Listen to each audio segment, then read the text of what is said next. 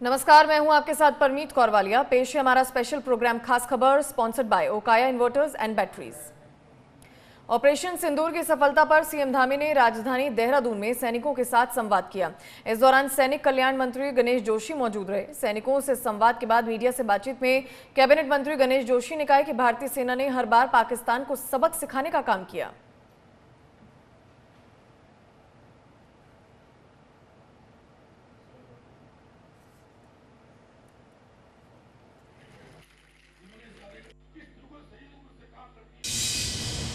Admiral air marshal ने अपनी बात कही और मुख्यमंत्री जी ने सैनिकों से संवाद किया, क्योंकि भारत वीरों की भूमि है, राष्ट्रभक्तों की भूमि है।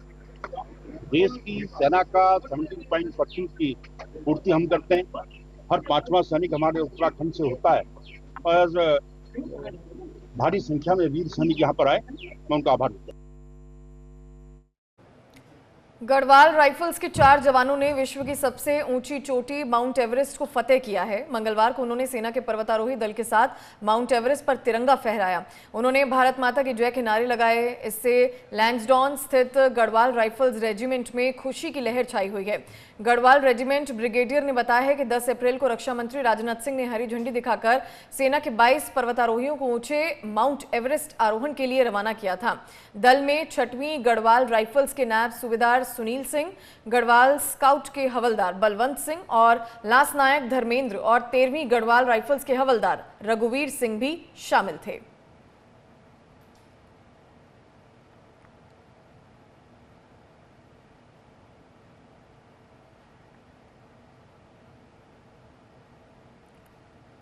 नैनीताल में 20वीं राज्यपाल गोल्फ प्रतियोगिता का शुभारंभ किया गया है। इसकी शुरुआत राज्यपाल लेफ्टिनेंट जनरल गुरमीत सिंह ने राजभवन गोल्फ क्लब के मैदान से की। यह प्रतियोगिता 30 मई से 1 जून को राजभवन गोल्फ क्लब के मैदान में खेली जाएगी। इस मौके पर राज्यपाल ने प्रतियोगिता में आए सभी प्रतिभागियों का स्वागत किया और अच्छे खेल के प्रदर्शन के लिए उन्हें शुभकामनाएं दी।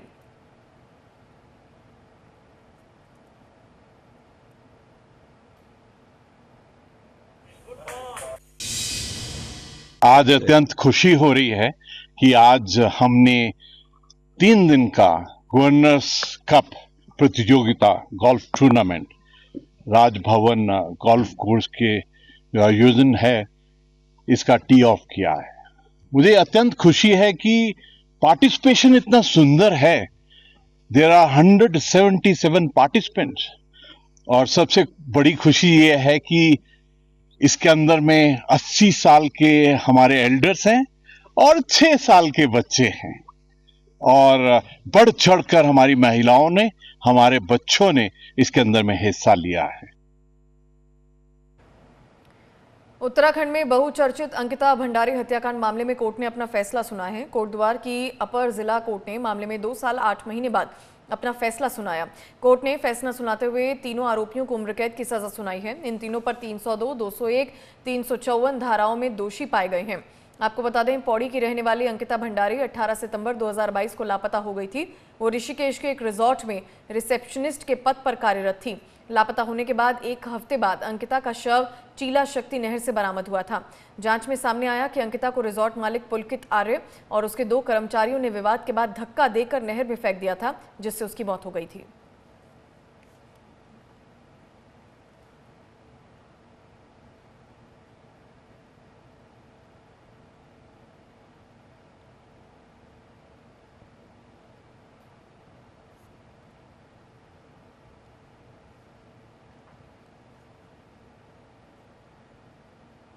अंकिता भंडारी हत्याकांड पर कोर्ट का फैसला जो है वो आ चुका है और तीनों ही आरोपियों को उम्र कैद की सजा सुनाई गई है। आपको बता दें, इस मामले में कोर्ट ने अपना फैसला सुना दिया है। कोटद्वार की अपर जिला कोर्ट ने मामले में 2 साल 8 महीने बाद अपना फैसला सुनाया।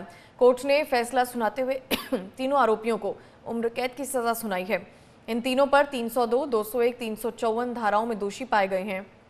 आपको ये बता दें कि पौड़ी की रहने वाली अंकिता भंडारी 18 सितंबर 2022 को लापता हो गई थी। वो ऋषिकेश के एक रिजॉर्ट में रिसेप्शनिस्ट के पद पर कार्यरत थी। लापता होने के 1 हफ्ते बाद अंकिता का शव चीला शक्ति नहर से बरामद हुआ था। जांच में सामने आया कि अंकिता को रिजॉर्ट मालिक पुलकित आर्य और उसके 2 कर्मचारियों ने विवाद के बाद धक्का देकर नहर में फेंक दिया था, जिससे उसकी मौत हो गई थी।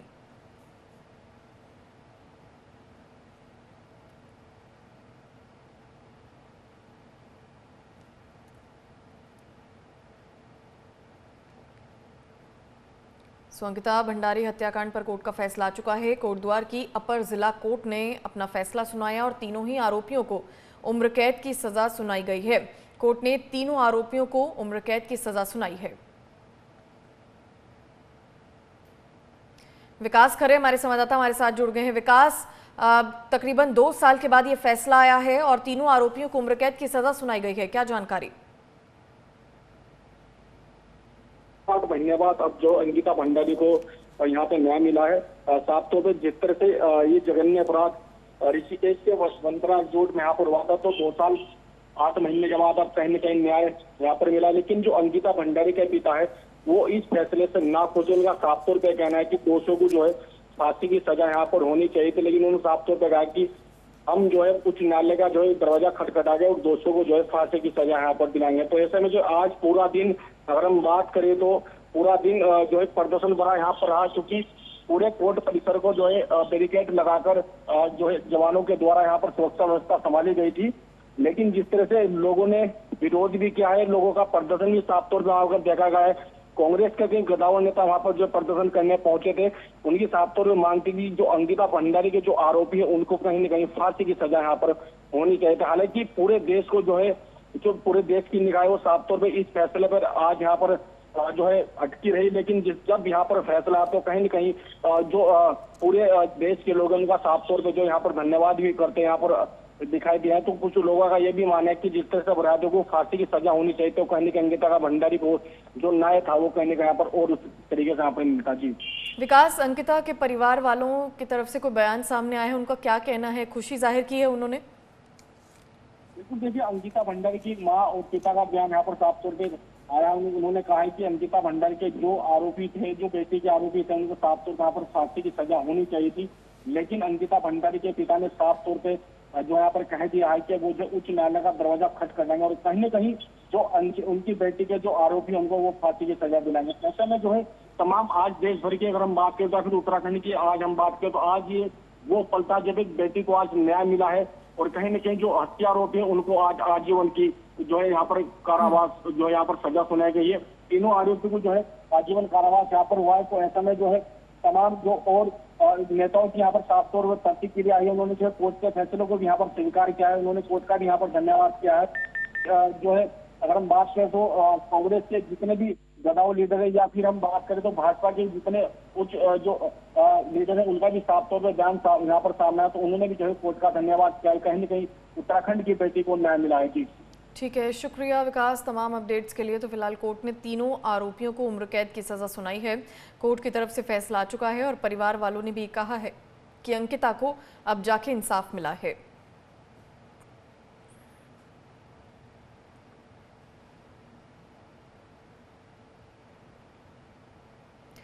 वहीं कोर्ट के फैसले के बाद अंकिता के पिता का बयान सामने आया। उन्होंने कहा कि वो कोर्ट के फैसले से संतुष्ट नहीं है। उनका मानना है कि तीनों आरोपियों को फांसी की सजा मिलनी चाहिए थी। इसके अलावा उन्होंने कहा कि वो दोषियों को फांसी की सजा की मांग के लिए हाईकोर्ट जाएंगे।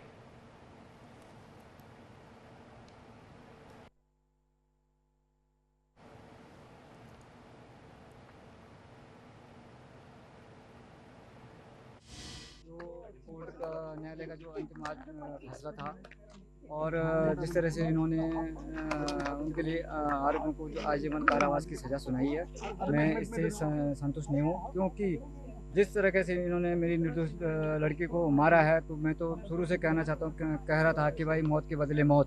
तो हम हमारे जीते जी इनको तो फांसी की सज़ा होनी चाहिए थी, क्योंकि हम आज हैं तो कल नहीं है। लेकिन हम चाहते थे कि भाई हमारे सामने इनको जो है फांसी की सज़ा होनी चाहिए थी।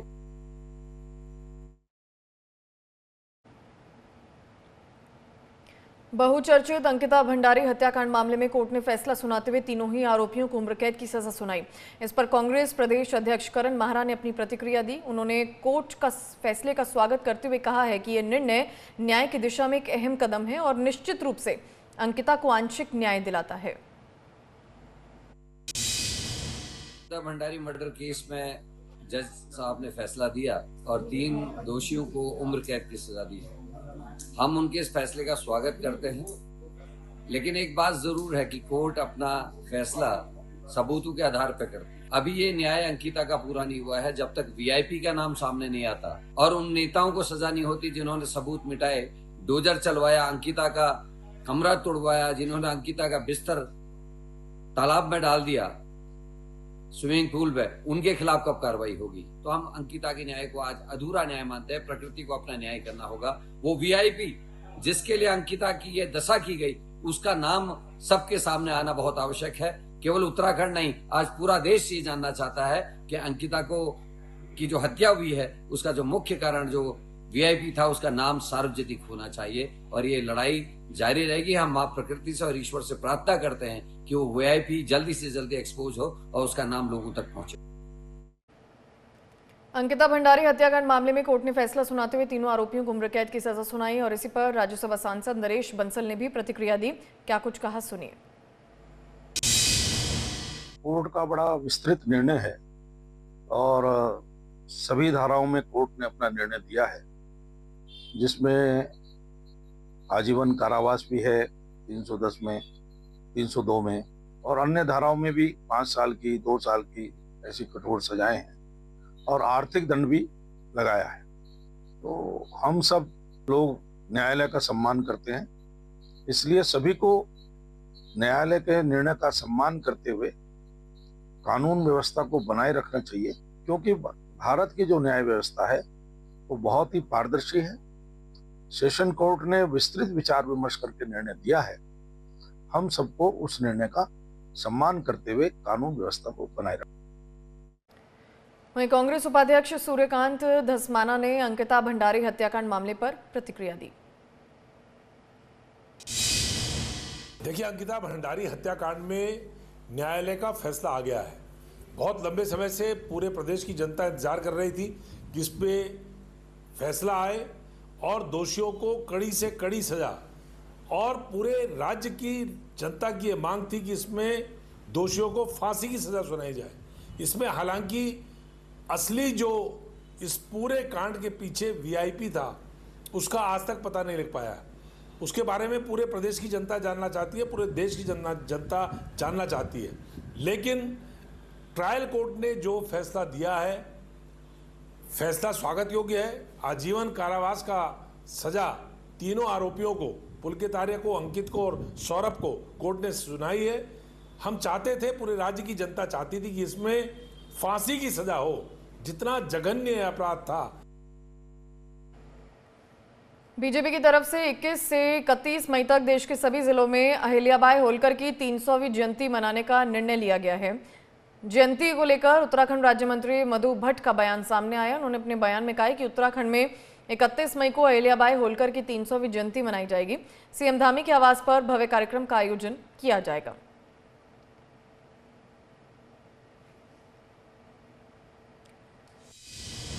रानी जो हमारी अहिल्याबाई होलकर जी हैं, उनका 300वीं जो है जन्म जयंती वर्ष हम मना रहे हैं और पूरे भारतवर्ष में ही उनकी ये जयंती वर्ष मनाया जा रहा है। और उनके कृतित्व को लेकर शासन प्रशासन उनके द्वारा जो चलाया गया, उस काल खंड में भी वो महिलाओं की जो इतनी बड़ी सेना लेकर उन्होंने अनेकों युद्ध किए और एक प्रशासनिक क्षमता जो उन्होंने उस कालखंड में दिखाई, आज की जो महिलाएं हैं उनको अपना आदर्श मानती हैं। और उसी, क्योंकि राजनीति क्षेत्र में बहुत अहम जिम्मेदारी महिलाओं की है, उसी प्रकार से यहाँ पर भी जो है उनकी जन्म जयंती वर्ष पर 31 मई को माननीय मुख्यमंत्री श्री पुष्कर सिंह धामी जी के आवास सदन में जो है ये कार्यक्रम भव्य दिव्य आयोजन किया जा रहा है।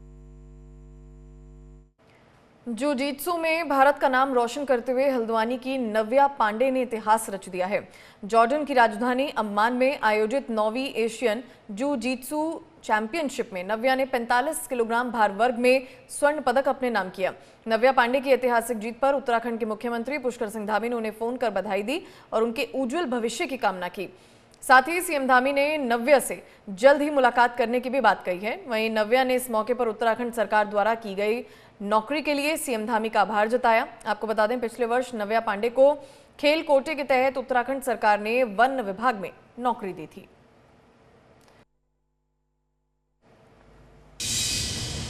बहुत बहुत बधाई, मेरी शुभकामनाएं और बहुत अच्छा आपने जो है जो ये उपलब्धि हासिल की है, इससे केवल देवभूमि उत्तराखंड ही नहीं, पूरे देश के लोगों को गर्व है, हम लोगों को, और बहुत खुशी हुई है।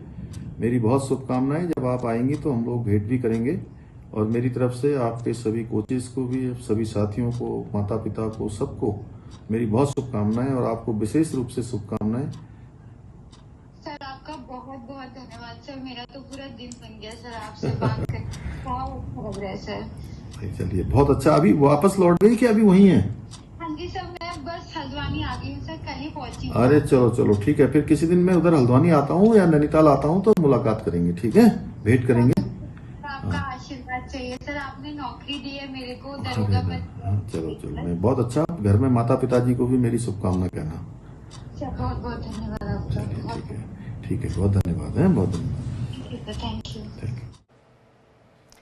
हल्द्वानी में 1 जून को कांग्रेस की ओर से भव्य जय हिंद रैली का आयोजन किया जाएगा। नेता प्रतिपक्ष यशपाल आर्य और प्रदेश अध्यक्ष करण माहरा ने मौके पर पहुंचकर रैली की तैयारियों का जायजा लिया। उन्होंने कहा कि 1 जून को होने वाली जय हिंद रैली ऐतिहासिक होगी, जिसमें ऑपरेशन सिंदूर के लिए सेना का धन्यवाद किया जाएगा।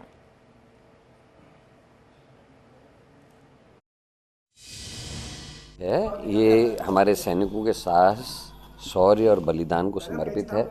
हम सैनिकों को इसमें धन्यवाद देंगे कि उन्होंने सैक्रिफाइस किया, देश के लिए काम किया। दूसरी तरफ हमारी जो नीति निर्धारक होने चाहिए, जिनको इसकी जिम्मेदारी लेनी चाहिए, वो अपनी जिम्मेदारी से मांग रहे हैं। आज सेना के शीर्ष जो लीडर्स हैं उनको प्रोटोकॉल तोड़ना पड़ रहा है। आपने देखा होगा एयरफोर्स के सबसे जो बड़े हमारे अधिकारी हैं, उन्होंने कल बयान दिया है राफेल जो है खाली पतंग उड़ाने के काम आ रहे हैं। आपने नींबू लगाया, पूरे मीडिया प्रेस में सब वही दिखाया, लेकिन आपको कोड नहीं मिला। आप जब उसमें वेपन लोड नहीं कर सकते हैं, आप उसको लड़ाई में इस्तेमाल नहीं कर सकते, तो फिर क्यों ऐसा सौदा किया गया? ये एक गंभीर विषय अभी नया उठा है। उत्तराखंड हाईकोर्ट के वकील सुभाष उपाध्याय ने हाईकोर्ट के एडिशनल न्यायाधीश के रूप में शपथ ग्रहण की। उन्हें मुख्य न्यायाधीश न्यायमूर्ति जी नरेंद्र ने पद और गोपनीयता की शपथ दिलाई। और इसी के साथ अब उत्तराखंड हाईकोर्ट में अब कुल जजों की संख्या 10 हो गई है। आपको बता दें, उच्च न्यायालय में कुल जजों की संख्या 11 है, जिसमें से अभी 1 जज की नियुक्ति होना बाकी है।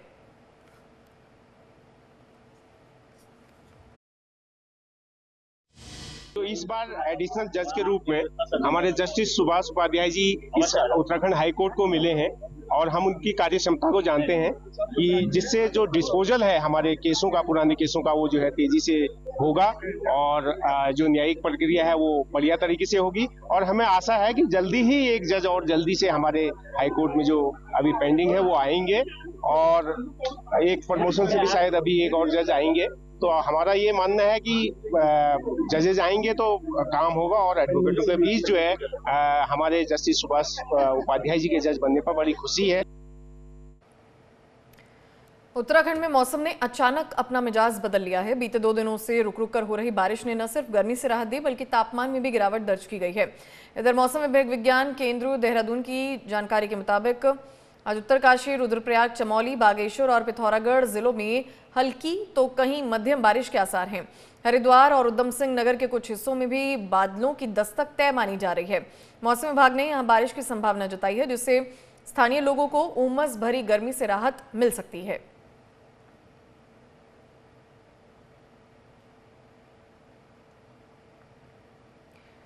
हरिद्वार के सलेमपुर में एक गोदाम में भीषण आग लग गई। आग लगने से आसपास के लोगों में अफरा तफरी मच गई। आग लगने की सूचना पर मौके पर फायर ब्रिगेड की टीम पहुंची और कड़ी मशक्कत के बाद आग पर काबू पाया गया, लेकिन गोदाम में रखा सारा माल जलकर राख हो गया।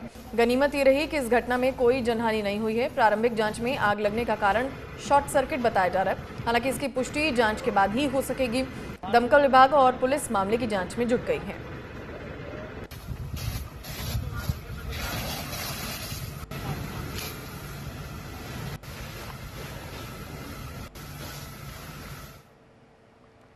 हरिद्वार में नगर निगम जमीन घोटाले की जांच पूरी हो गई है। आईएएस रणवीर सिंह चौहान के नेतृत्व में समिति ने जांच पूरी करते हुए अपनी रिपोर्ट सचिव शहरी विकास को सौंप दी है। सूत्रों की माने तो जांच में न सिर्फ जमीन खरीद की प्रक्रिया को दोषपूर्ण माना गया, बल्कि इस प्रकरण में शामिल उच्च अधिकारियों की भूमिका पर भी सवाल उठे। माना जा रहा है कि घोटाले के जिम्मेदार अधिकारियों पर जल्द बड़ी कार्रवाई हो सकती है।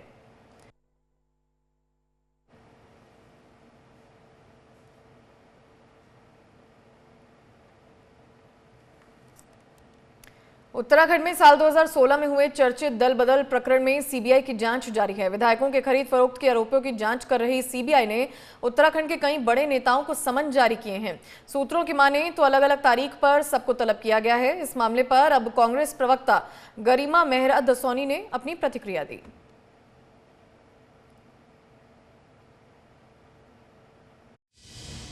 ये बोतल में से जिन की तरह बाहर आता रहेगा मामला जब जब हरीश रावत जी यानी हरदा सक्रिय होंगे। ऐसे में मुझे लगता है हरीश रावत जी की ये जो न्याय यात्राएं हैं, भाजपा के झूठ का पर्दाफाश है, भांडाफोड़ है, उसका तीर बिल्कुल सही निशाने पे लगा है। उनकी यात्राओं की गूंज यहाँ से लेकर दिल्ली दरबार तक पहुंच गई है और भाजपा का हाई कमान अब हरीश रावत जी का ये जो अश्वमेध यज्ञ का घोड़ा है उसको थामने के लिए फिर से उन्होंने बोतल से जिन निकाल दिया सीबीआई जांच का, और कुछ न कुछ वो अब चुनाव तक लगातार इसमें करते रहेंगे ताकि हरीश रावत जी की जो एनर्जी है वो इस सीबीआई केस में लग जाए और वो अपने क्षेत्र में सक्रिय न रह सके, जिससे कि भाजपा को चुनाव में नुकसान न हो पाए। हल्द्वानी में अंतर्राष्ट्रीय स्टेडियम को भू कटाव से बचने के लिए किए जा रहे सुरक्षात्मक कार्य में बड़ा घोटाला सामने आया। उप जिलाधिकारी राहुल शाह ने बताया कि अंतर्राष्ट्रीय स्टेडियम के लिए बनाई जा रही सुरक्षा दीवार बनाने के दौरान आपदा प्रबंधन के मानकों का उल्लंघन पाया गया, जिसके बाद सुरक्षा दीवार बनाने वाली एजेंसी पर रोक लगा दी गई है। आगे उन्होंने कहा कि सुरक्षात्मक कार्य करने वाली एजेंसियों ने नदी से ही रेता पत्थर उठाकर निर्माण में लगा दिए हैं और कार्य में ना ही क्रशिंग मशीन लगाई गई, जो आपदा प्रबंधन के नियमों के खिलाफ है। इसके अलावा गुणवत्ता की जांच के निर्देश दिए गए हैं।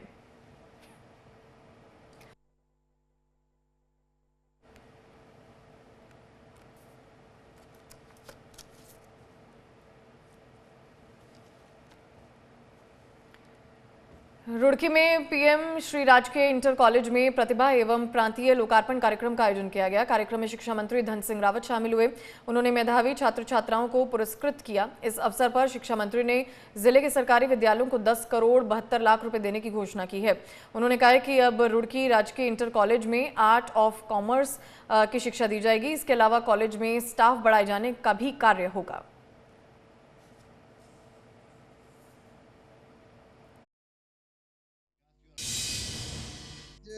23 स्कूलों में अतिरिक्त कक्ष के लिए पैसा दिया है।